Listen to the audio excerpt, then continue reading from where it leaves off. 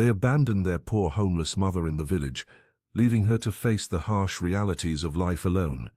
Years passed, wealth accumulated, and success filled their lives until the day when regret came knocking at their door. Before we begin, make sure to subscribe to the channel and comment where you're watching from. The sunset painted the Alabama sky in hues of amber and gold as Mary Johnson stood on her porch, her weathered hands trembling with excitement.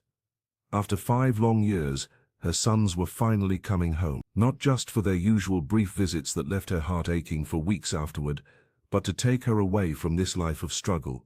Mary gazed at the small vegetable garden that had sustained her since David's passing. Her late husband had left her with little more than a modest house, 2 young boys to raise, and memories that both comforted and haunted her through lonely nights. She had sold vegetables at the local market, cleaned houses in the neighboring town, and mended clothes, anything to ensure John and Michael could finish school and build better lives than hers.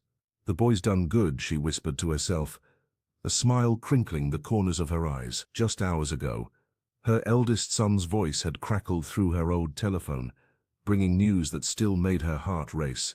"Mama, pack your things," John had said, excitement making his usually composed voice rise an octave. "Michael and I have bought a big house in Atlanta. From now on, you'll live with us." Mary had nearly dropped the phone. "You sure, baby? I don't want to be no burden. You raised us alone after Daddy died," her son had replied firmly. "Now it's our turn to take care of you." Inside her small kitchen, Mary surveyed the few possessions worth taking: photographs in mismatched frames, David's pocket watch, the quilt her mother had made. Everything else could stay behind. Remnants of years spent scraping by, sacrificing everything for her children's future. She ran her fingers along the worn wooden table where the 3 of them had shared countless meals. This house had witnessed her tears on nights when there wasn't enough money for both food and electricity. It had heard her prayers when Michael had fallen ill with pneumonia and she couldn't afford medicine. It had sheltered her through storms, both literal and figurative. Now her sons were successful men in the city. John worked at some big company, and Michael had followed his brother's path. The details didn't matter to Mary, only that they had escaped the poverty that had defined her existence. As darkness settled over the village, Mary folded a simple cotton dress into her suitcase. Tomorrow her boys would arrive in their fancy car, and her life would change forever. No more worrying about winter heating bills. No more choosing between medicine and groceries. "Thank you, Lord," she whispered, tears of gratitude streaming down her face. "Thank you for bringing my boys back to me." Tears streamed down Mary Johnson's weathered cheeks as she clasped her hands in prayer, overwhelmed by gratitude. After years of hardship, her son's promise felt like divine intervention. The small wooden clock on her kitchen wall ticked past midnight, but sleep was impossible with such joy filling her heart.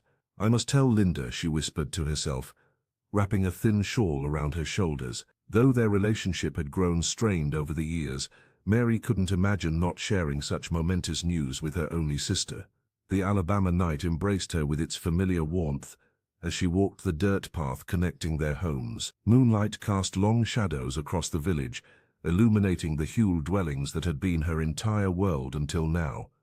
Mary rehearsed how she would tell her sister about this blessing, hoping Linda might share in her happiness. When she reached the small house at the edge of the village, Mary knocked gently.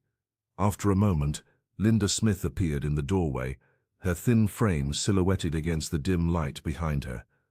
The older woman's face immediately twisted into a familiar expression of suspicion. "What brings you here so late?" Linda asked, making no move to invite her sister inside. "I have wonderful news," Mary replied, her voice trembling with excitement. "John and Michael called today." Linda's eyebrows rose slightly. "Good news? You found money?" she sneered, leaning against the doorframe with arms crossed tightly across her chest. Mary shook her head, undeterred by her sister's bitterness. "Not money, joy. My sons are taking me to Atlanta. They've bought a big house there, and they want me to live with them. They say I'll never suffer again." As the words left Mary's lips, something shifted in Linda's expression. The moonlight caught the sudden hardening of her features, the tightening of her jaw, the narrowing of her eyes. Though she remained silent, jealousy seethed beneath her quiet stare, palpable as the humid night air between them. "That's unexpected," Linda finally managed, her voice strained. "After all these years of barely visiting, they've been working hard to make something of themselves," Mary defended gently. "Just like we always dreamed they would." Linda's fingers gripped the doorframe until her knuckles whitened. "Well, congratulations," she said flatly. "I suppose I'll be seeing less of you now." Mary reached for her sister's hand, but Linda pulled away.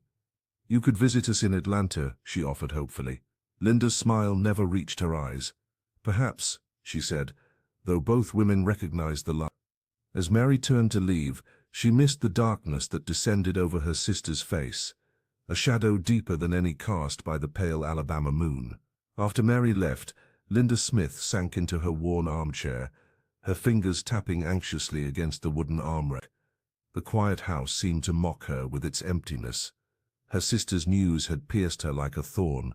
Mary Johnson, the younger one, always the favorite, was being rescued by her successful sons, while she remained forgotten. "She's leaving me behind," Linda whispered to the shadows, "after all I've endured. Me, the older sister," her voice cracked with bitterness. Memories flooded back. How their parents had always doted on Mary. How even as adults, the village folk spoke more kindly of her sister's resilience. Sleep evaded her that night. Linda tossed in her bed, jealousy festering like an open wound. The moonlight cast ghostly patterns across her bedroom wall as her thoughts darkened. Why should Mary enjoy comfort in Atlanta while she rotted away in this backwater village? It wasn't fair, it wasn't right. Around midnight, Linda rose with sudden determination. She dressed quickly, her movements mechanical, driven by something beyond rational thought. Slipping out her back door, she navigated the familiar dirt paths that wound through the sleeping Alabama village. Her destination lay at the outskirts of town, a small, crooked cabin, partially hidden by ancient oak trees. Old Man Wilson's dwelling. The folk healer was known for his remedies, but whispers suggested he dealt in darker arts for those desperate enough to ask. Linda knocked 3 times on the weathered door. After a long moment, it creaked open to reveal Wilson's weathered face, his eyes sharp despite the late hour. "I need your help," she said without preamble, stepping inside the cabin that smelled of herbs and something undefinable. The old man gestured toward a chair. "Spear mind, Linda." Her words tumbled out in a desperate rush. "I want my nephews to turn against their mother. Let them hate her and choose me instead." Her hands trembled as she explained about John and Michael's plans to take Mary away. Wilson studied her with ancient eyes that seemed to see through her very soul. "This path leads to suffering," he warned, his voice low and grave. "Not just for Mary, but for all involved, including you." Linda's jaw tightened. "I don't care, will you help me or not?" With a heavy sigh, the healer reached for a small wooden box on his shelf. From it, he extracted a small pouch of black powder, placing it carefully in Linda's outstretched palm. "Mix this with their food," he instructed coldly. "But remember my warning, magic born of hatred returns threefold." Linda clutched the pouch, already imagining her nephews turning their backs on Mary, choosing her instead. As she hurried home through the darkness, she failed to notice the ominous clouds gathering overhead, as if the very heavens disapproved of her scheme. The gleaming black SUV pulled into the dusty driveway of Mary Johnson's modest home, drawing curious stares from neighbors who rarely saw such luxury in their small Alabama village. John and Michael Johnson stepped out, dressed in crisp button-down shirts and designer jeans that marked their success in Atlanta. The contrast between their polished appearance and the weathered wooden porch where their mother stood was stark. Mary's eyes filled with tears as she rushed forward, arms outstretched.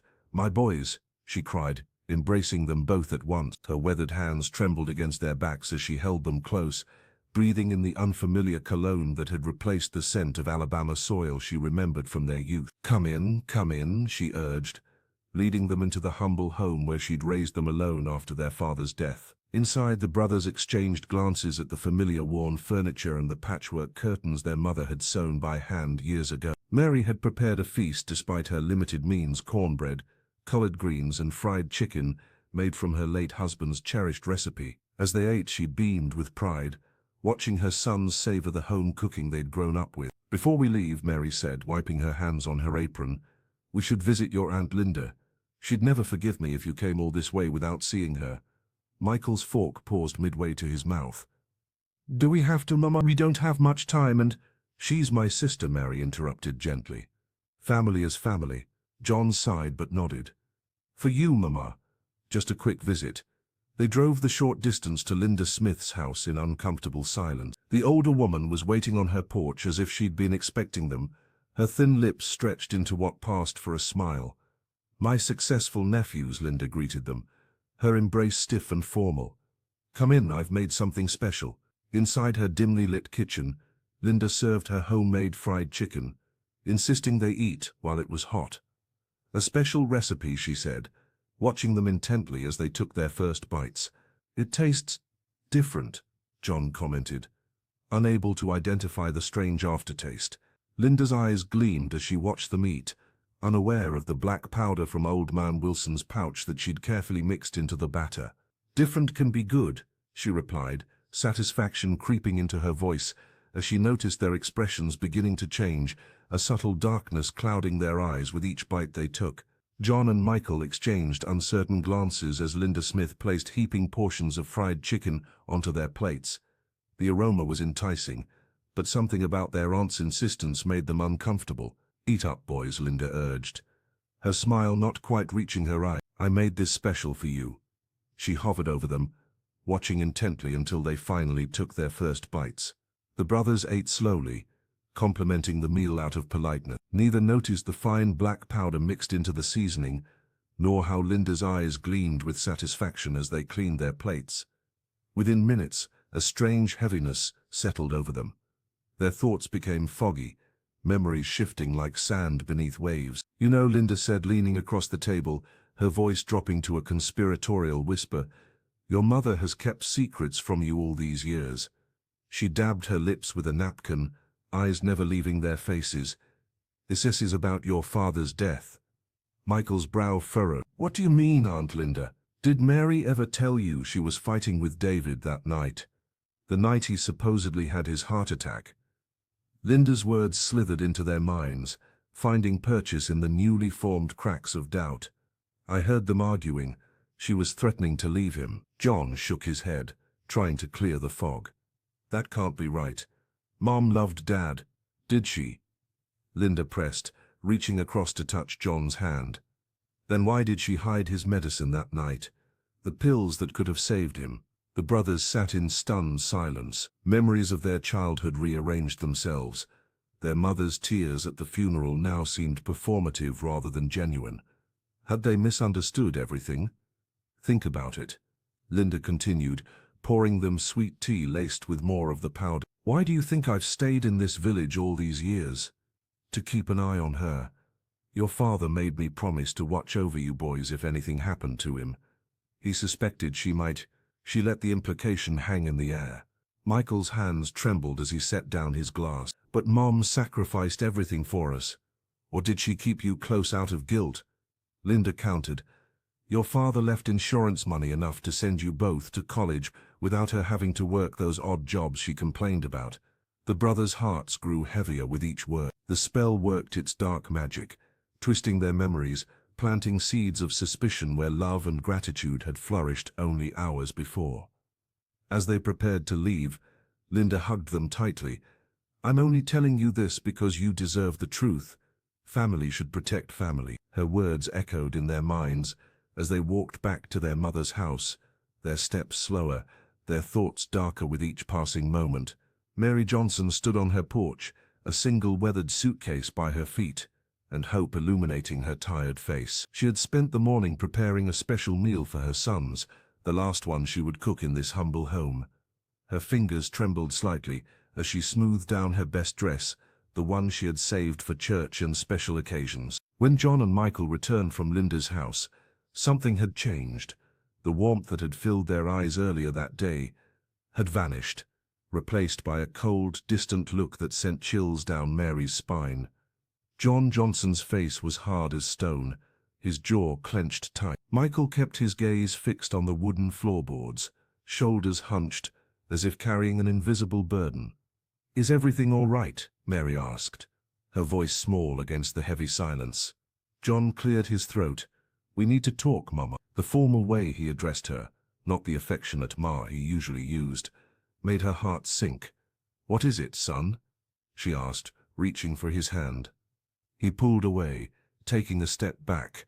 "We've changed our minds," John declared, his voice flat and emotionless. "Aunt Linda needs us more than you do. She's alone, getting older. We're not taking you to Atlanta after all." Michael shifted uncomfortably beside his brother, still unable to meet his mother's gaze. His fingers fidgeted with the keys to the SUV, the vehicle that was supposed to carry them all to a new life together. "But, I don't understand," Mary whispered, her voice breaking. "Yesterday you said, things change," John interrupted sharply. "Linda told us some things. About Dad. About what really happened." Mary's face paled. "What things? What did she tell you?"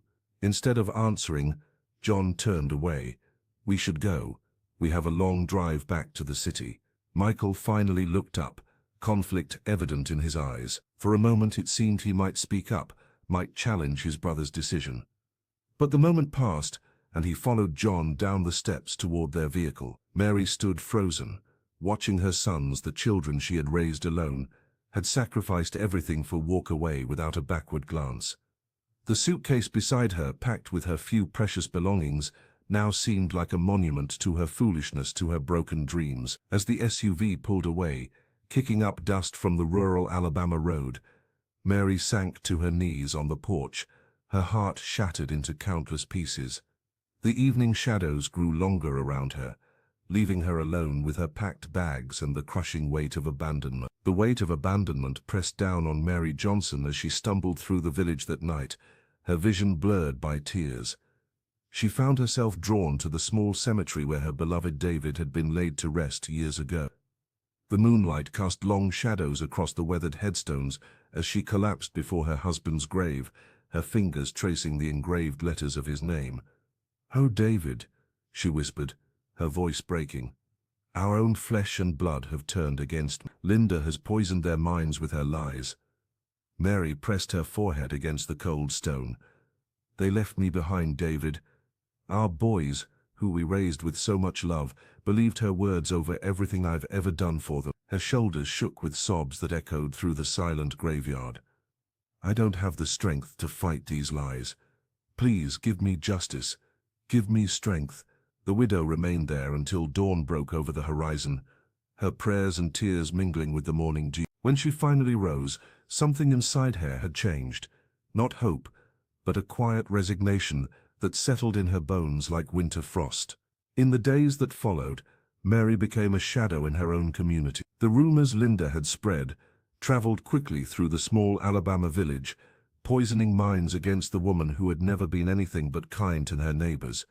Whispers followed her everywhere she went.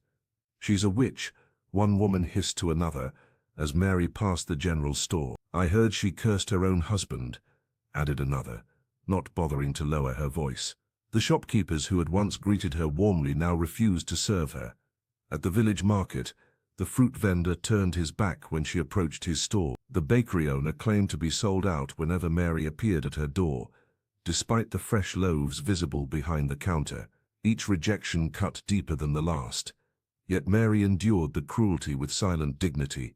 She kept her head high, though her heart was breaking. The isolation grew more profound with each passing day, until she began to avoid leaving her small house altogether, surviving on the meager vegetables from her garden. At night, alone with her thoughts, Mary would stare at the photographs of John and Michael, wondering how the sons she had sacrificed everything for could abandon her so completely. The betrayal was a wound that refused to heal, deepening with each lonely sunset that marked another day without them.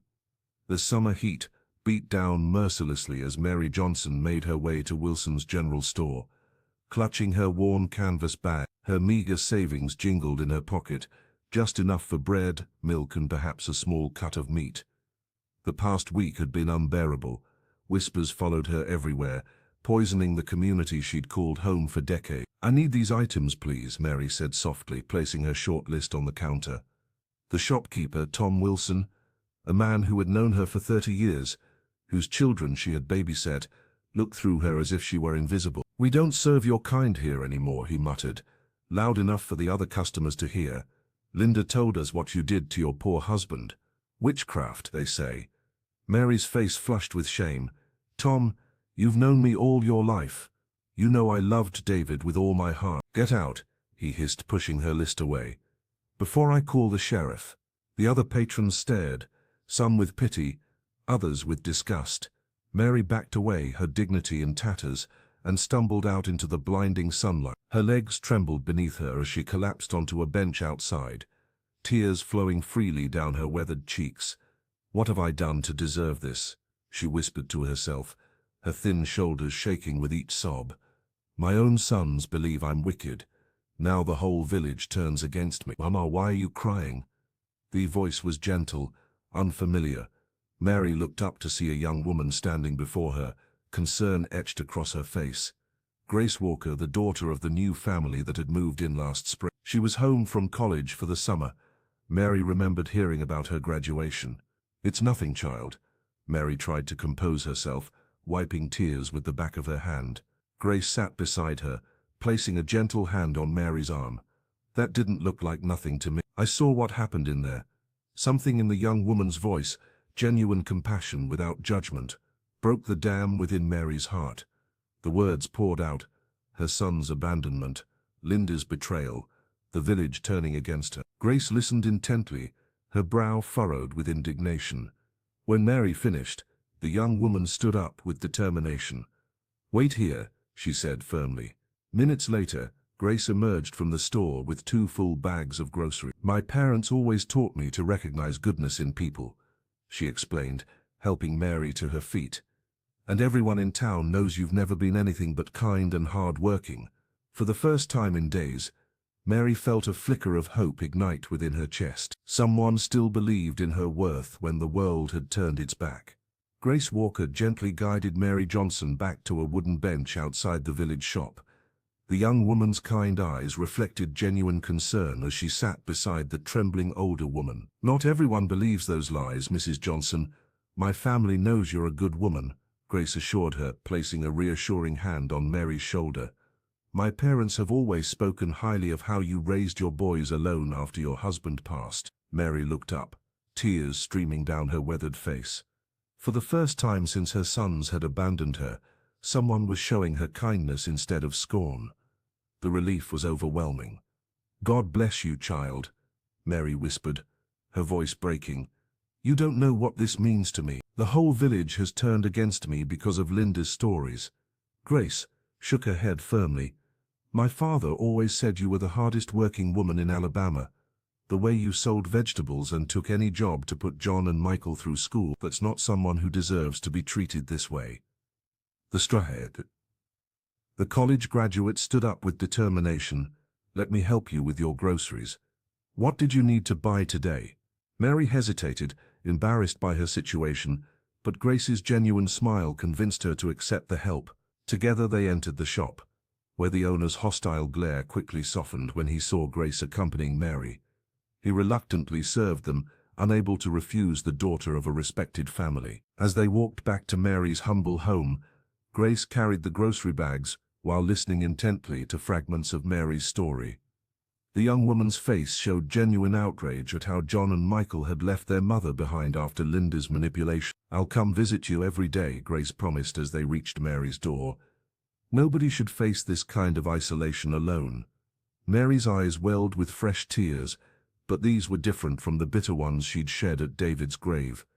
These tears carried a flicker of hope. "You remind me of myself when I was younger," she told Grace, squeezing her hand. "Before life took so much from me." Grace smiled warmly. "My mother always taught me that kindness costs nothing but means everything." As the young woman walked away, promising to return tomorrow, Mary stood in her doorway watching. In that moment, amid her despair, she found a small spark of faith restored. Someone still believed in her worth. Someone still saw her as Mary Johnson, the devoted mother and hard-working widow, not the witch that Linda's rumors had painted her to be. For the first time in days, Mary slept peacefully that night, her heart slightly lighter knowing she wasn't completely alone. In the lavish Atlanta home, Linda Smith lounged on the leather sofa, admiring her newfound comfort. The sprawling residence that John and Michael Johnson had purchased was everything she'd dreamed of: spacious rooms, elegant furniture, and most importantly, no Mary in sight. Linda smiled to herself, savoring how perfectly her plan had unfolded. Michael paced the kitchen, his conscience gnawing at him. The granite countertops and stainless steel appliances that had once symbolized success now felt cold and empty. When John entered, Michael couldn't contain his thoughts any longer. "I can't sleep at night," Michael confessed, his voice barely above a whisper. "What we did to Mama feels wrong. She suffered to raise us, working those vegetable patches and taking odd jobs. We left her for someone who never cared for us." John's expression hardened. "You're being dramatic. Aunt Linda told us the truth about Mom. We made the right choice. But what if she didn't?" Michael pressed, leaning against the counter. "Remember how Mama would skip meals so we could eat? How she'd mend her clothes a dozen times before buying new ones? All so we could go to school." Unbeknownst to the brothers, Linda stood just outside the doorway, her heart racing as she overheard their conversation. The spell was weakening. She could feel Michael's resolve crumbling. Panic seized her as she slipped away to her bedroom and locked the door. With trembling fingers, Linda dialed Old Man Wilson's number. The folk healer answered on the third ring, his gravelly voice sending chills down her spine. "I need something stronger," she hissed into the phone. Michael's remembering his loyalty to Mary. "The powder isn't working anymore." Wilson coughed, a deep, knowing sound. "You're playing with forces beyond your control, Linda.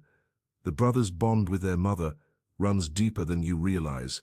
"I don't care," she snapped. "Send me something that will keep them divided and blind to what I'm doing.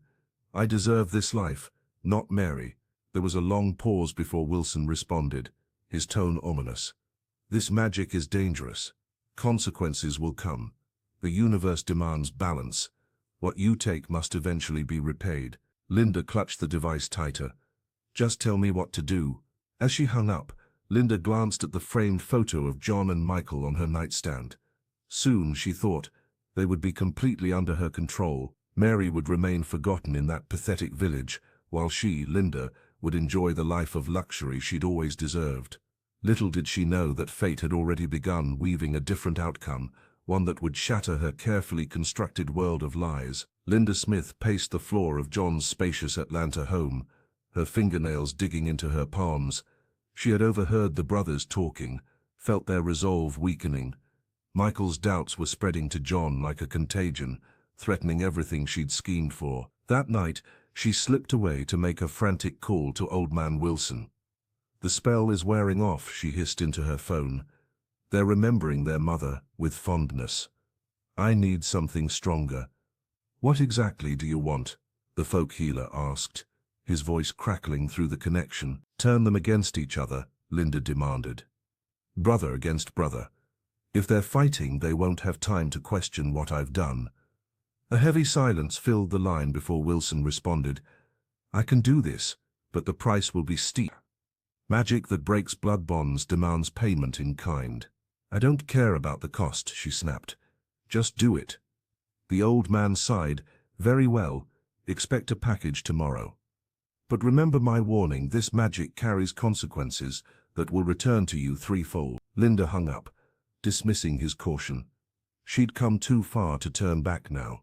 Meanwhile, back in the Alabama village, Mary Johnson sat alone on her porch, watching the sunset with hollow eyes.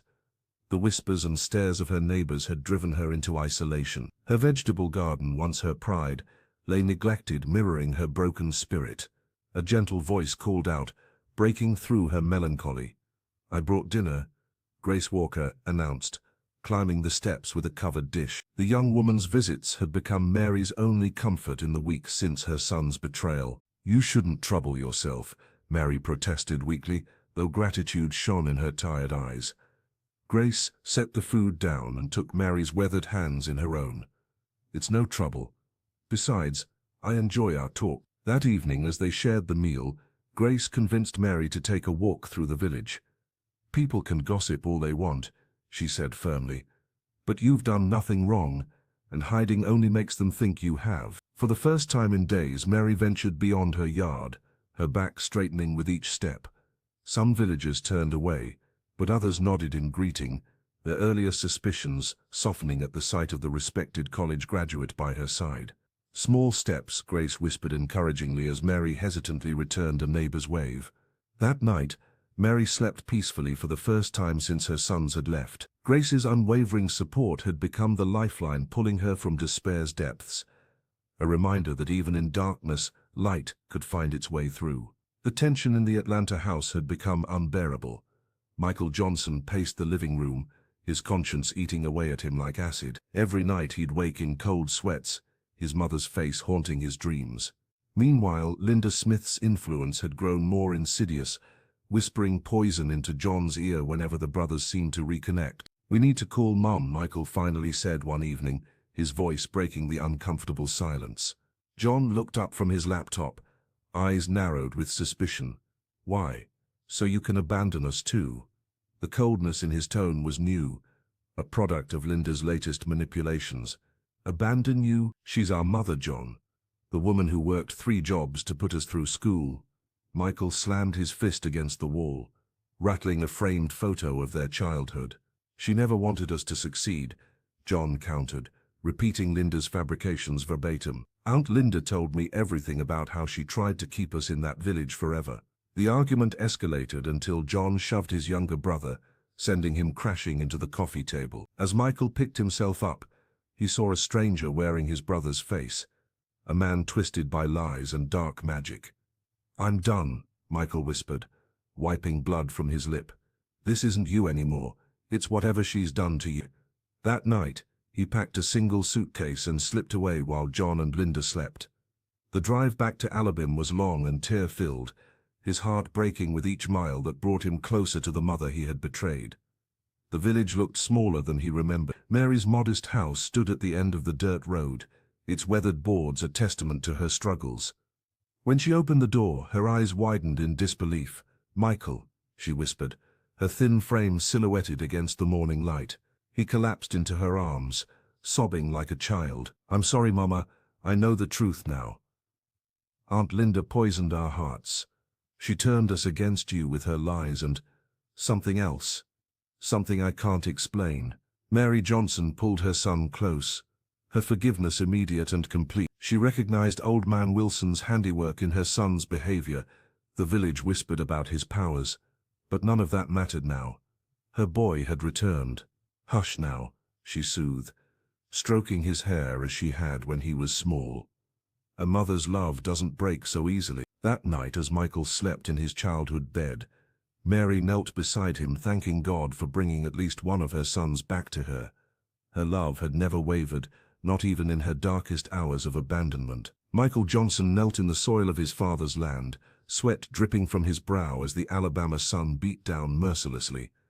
After the painful reconciliation with his mother, he had promised himself a fresh start. The small plot of land, the only inheritance from his late father, seemed like the perfect place to rebuild his life after the chaos Linda had caused. "One day at a time," he muttered, driving the hoe into the earth with renewed determination. The tool struck something with a dull clang, sending a jarring sensation up his arms. Curious, Michael dropped to his knees and began digging with his hands. His fingers brushed against something solid. Not a rock, it was too smooth, too heavy. As he cleared away more dirt, his breath caught in his throat. Sunlight glinted off a yellow surface, unmistakable in its brilliance. "Gold," he whispered, disbelief making his voice tremble. He excavated carefully, eventually freeing a substantial nugget from the earth. It sat heavy in his palm, its weight both physical and symbolic. Michael stared at it, wondering if this was some kind of divine intervention after all the suffering they had endured. Without wasting another moment, he abandoned his work and sprinted toward home, clutching the precious find against his chest. His heart pounded with each step, thoughts racing about what this could mean for him and Mary. "Mama," he called out, bursting through the door of their humble home. "Mama, look!" Mary Johnson had been mending clothes by the window, taking advantage of the natural light. She looked up, startled by her son's sudden entrance, concern immediately crossing her weathered face. "What is it, Michael? What's happened?" He approached slowly, extending his dirt-covered hands to reveal the gleaming treasure. "I found this on Dad's land. It's gold, Mama. Real gold." Mary's eyes widened as she reached out with trembling fingers to touch the nugget. Tears welled up and spilled down her cheeks as the realization dawned on her their suffering might finally end. "The Lord works in mysterious ways," she whispered, her voice breaking with emotion. "After everything we've been through," mother and son embraced, the gold nugget pressed between them. For years, Mary had endured isolation, betrayal, and poverty. She had watched her family torn apart by Linda's manipulations, had felt the sting of rejection when her own sons abandoned her. Now, through this unexpected blessing, a new chapter seemed possible. "We'll sell it," Michael said, pulling back to look into his mother's eyes. "We'll use the money to build a better life together." Mary nodded, clutching the gold to her chest as if it might disappear. "God has answered our prayers," she whispered, her faith reaffirmed in this moment of unexpected fortune. Mary Johnson and her son Michael decided to handle their newfound fortune with discretion. They traveled to Birmingham, a city far enough from their village to avoid prying eyes, and sold a modest portion of the gold to a reputable jeweler. The transaction yielded enough dollars to transform their circumstances completely, yet they maintained a humble demeanor throughout the process. "We should be careful, Mama," Michael whispered as they left the jeweler's office, the check safely tucked in his pocket. This blessing could attract unwanted attention. Mary nodded, squeezing her son's hand. After years of hardship, the weight of poverty had finally lifted from her shoulders. The money represented more than wealth. It symbolized freedom from the cruel isolation she had endured since her sons had abandoned her. Within weeks, Michael purchased a spacious two-story house in a peaceful Atlanta suburb. The home featured a garden reminiscent of their village plot, but with modern amenities Mary had never dreamed of owning. He furnished it carefully, selecting a comfortable bedroom suite for his mother, with windows overlooking flowering magnolias. When everything was ready, Michael drove the SUV back to Alabama. The vehicle kicked up dust along familiar country roads as he approached the village that had witnessed both their greatest shame and unexpected redemption. His heart swelled with anticipation as he pulled up to Mary's modest dwelling. Grace Walker was there helping Mary sort through her few belongings when Michael arrived. The young college graduate had remained faithful in her support, visiting daily despite the village gossip. "Your new home awaits," Michael announced, embracing his mother. As he helped her pack her cherished photographs and David's old Bible, he made a solemn promise. "Your suffering is over, Mama. We're a family again, and you'll never be alone." Mary wiped tears from her weathered face. "God works in mysterious ways," she whispered, touching the gold wedding band she'd never removed. Michael turned to Grace, whose compassion had been a lifeline when everyone else had turned away. "You're coming with us," he said firmly. "Your kindness to my mother when we failed her deserves more than we can ever repay." Grace's eyes widened. "I couldn't possibly." "Please," Mary interrupted, clasping the young woman's hands. "You've been more family to me than my own blood. Our home is your home." As the three of them drove away from the village, Mary didn't look back. The road ahead promised healing and new beginnings, a future where betrayal and loneliness would be replaced by love and companionship. The gold had changed their fortunes, but it was forgiveness and loyalty that had truly restored their family. John Johnson's carefully constructed life in Atlanta was crumbling before his eyes. The company he had built with years of hard work began showing alarming signs of financial distress. Reports landed on his desk, showing unexplained losses and questionable transactions, all leading back to one person. Mark Smith, the new manager John, had reluctantly hired at Linda's insistence. "Your nephew needs an opportunity," Linda had pressured him. "Family helps family." Now that same family connection was bleeding his business dry. Mark had been systematically transferring funds to private accounts, approving fake invoices, and mismanaging client relationships. Linda's demands grew more outrageous with each passing day. She redecorated her bedroom in the house 3 times in 2 months, insisting on only the finest furniture. "I deserve luxury after all those years of struggle," she would say, examining her manicured nails while John worried about making payroll. The once peaceful home became a battleground of tension. John's girlfriend of 2 years finally left him, unable to tolerate Linda's constant interference and criticism. "She's poisoning everything around you," she had warned before walking out the door, "and you're letting her alone in his study late one night." John stared at the financial reports. The truth finally impossible to ignore. His business was 6 months from bankruptcy. His relationships were in tatters.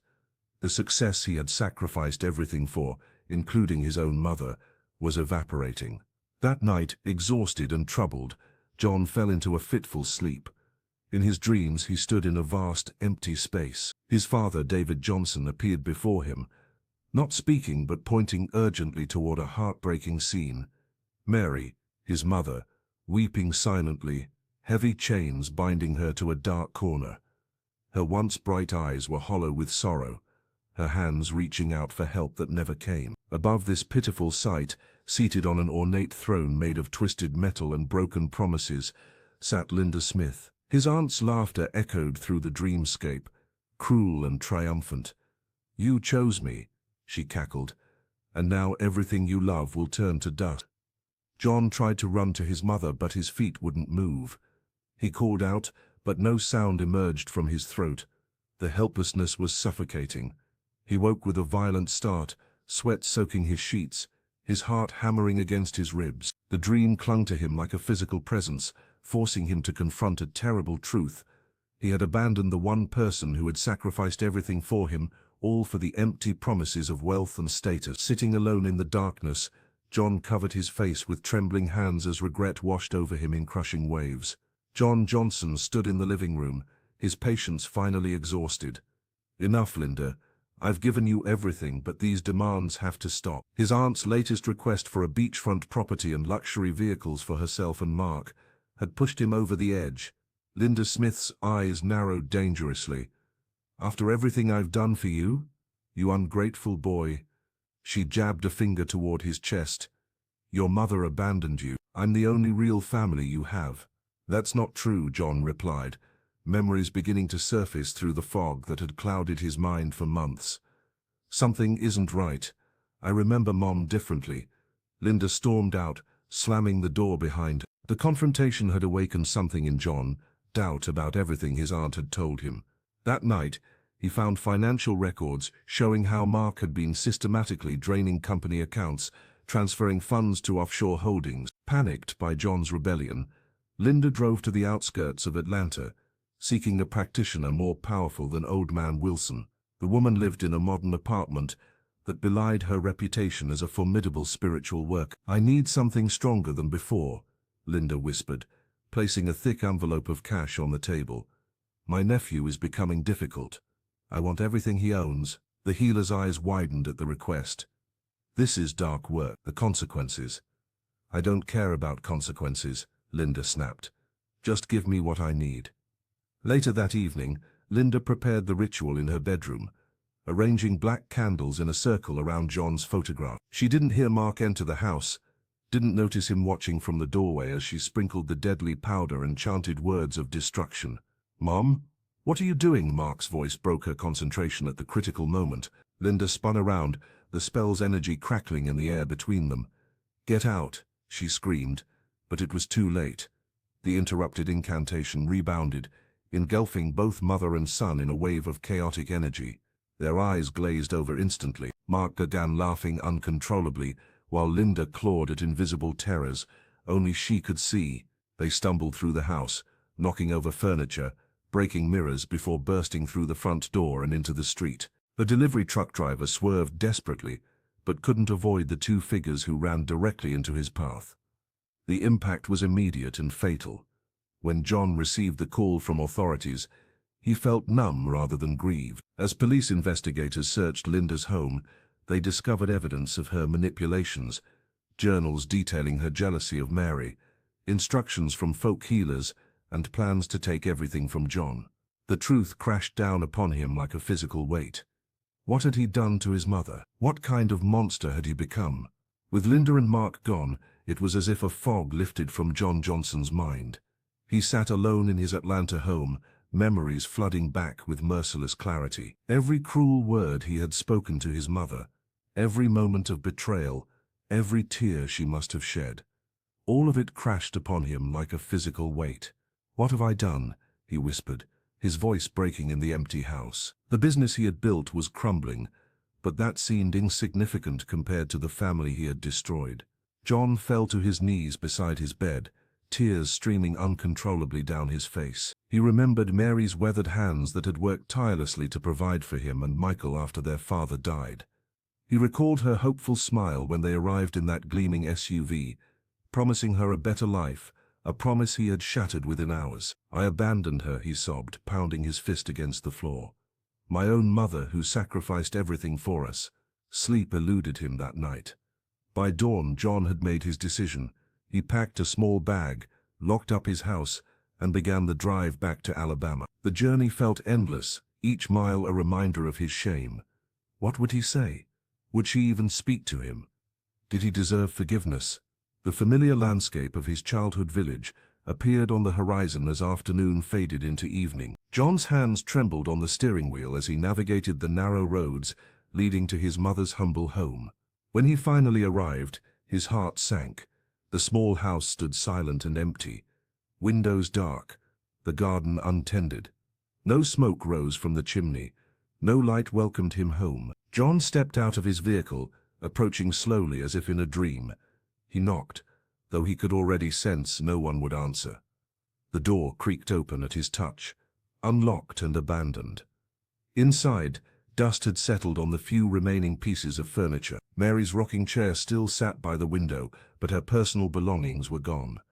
The home that had once radiated warmth despite its poverty now felt hollow.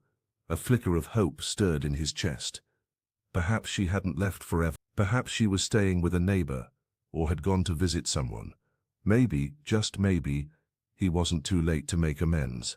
John stood in the center of the empty house, surrounded by the ghosts of his childhood and the consequences of his betrayal. Tomorrow, he would search the village. He would not rest until he found her, until he could fall at her feet and beg for the forgiveness he didn't deserve. The village seemed smaller than John Johnson remembered. As he walked the familiar dirt paths, memories flooded back, his childhood games, his father's gentle guidance, his mother's unwavering love. The weight of his betrayal pressed heavier with each step toward Mary's humble home. When he arrived, the house stood empty, windows dark and door locked. Panic seized his chest. Had something happened to her? Was she gone forever? "Well, I'll be," came a weathered voice behind him. John Johnson, back after all this time. John turned to find Mr. Peterson, their elderly neighbor, whose wrinkled face had aged another decade since he'd last seen him. The old man leaned on his wooden cane, eyes sharp with recognition. "Mr. Peterson," John said, voice thick with emotion. "I'm looking for my mother." The old man's expression softened. "You just missed them, son.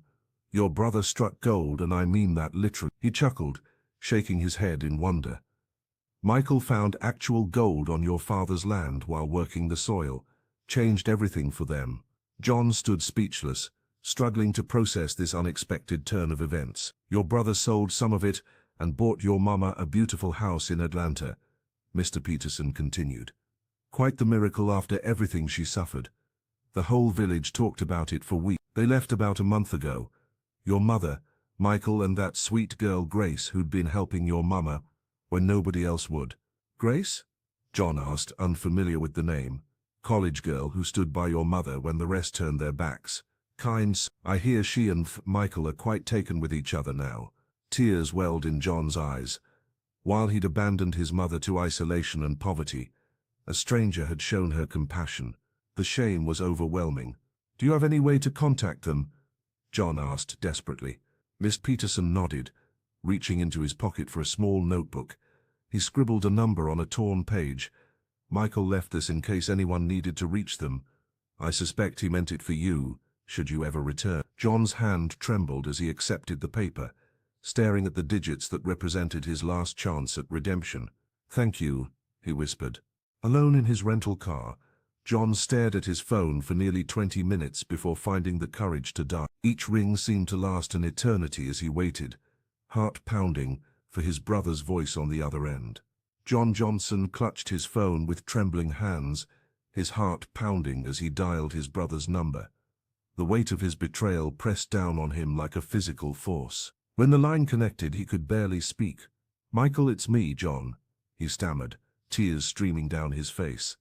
"Please, I know I don't deserve your forgiveness, but I'm sorry.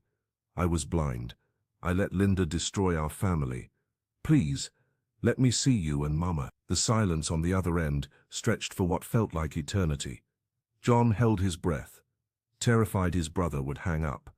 He wouldn't blame him if he did. Finally, Michael's voice came through, softer than John expected, but still carrying the raw pain of their shared past. "It wasn't just Linda.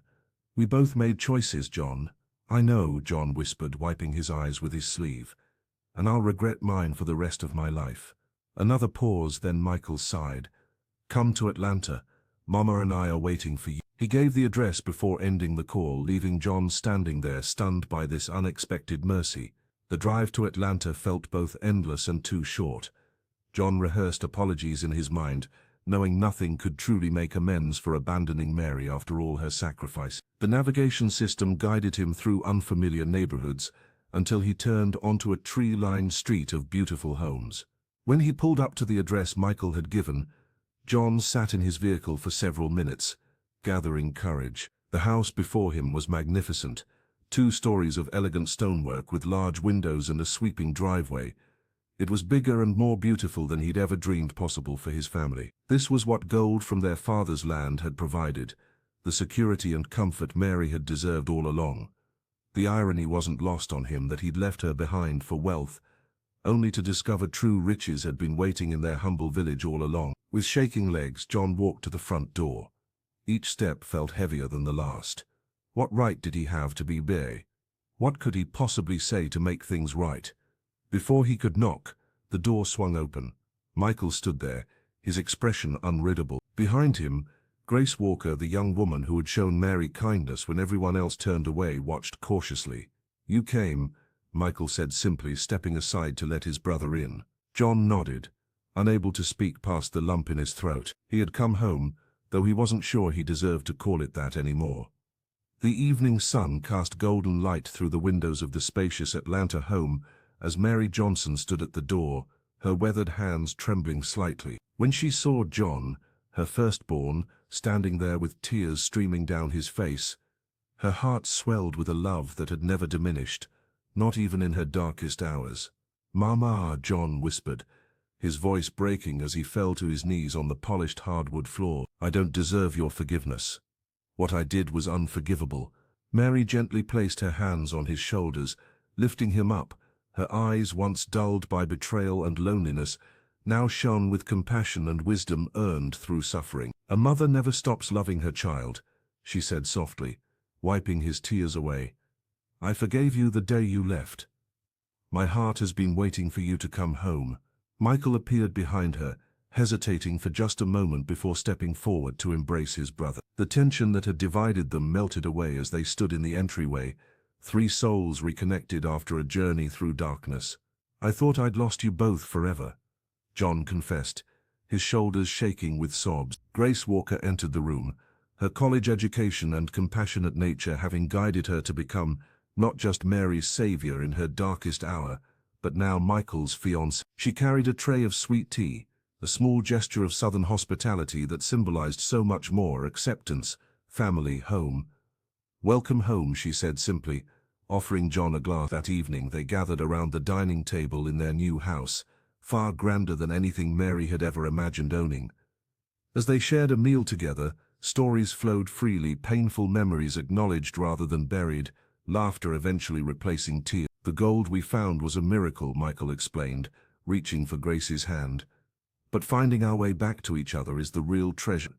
Mary looked around at her family, her sons reunited, the kind young woman who had extended a hand when the entire village had turned away, the beautiful home that would shelter them all. The path that had led here was marked with betrayal, dark magic, and heartbreak, but also with resilience, forgiveness, and love that transcended human weakness.